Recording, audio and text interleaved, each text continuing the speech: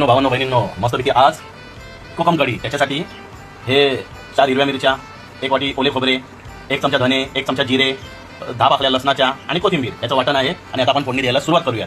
किती एकदम साधी सोपी. तर मग ही राई, जिरं आणि लसूण काही ठेचून आणि बाकीचं हे 4 हिरव्या मिरच्या, कढीपत्ता, कोकम थोडंसं फोडणीला मारलेलं आहे. थोडी 4 चमचा हळद आणि आता त्याच्यात वाटण टाकून घ्यायचं डायरेक्ट 4 चमच्यानी. मस्तपैकी छान हा कोकमाचा रस म्हणजे आघाड आहे. जेवढं लागेल तेवढं घट्ट पातळ त्याप्रमाणे पाणी. चवीपुरते मीठ बघा. आणि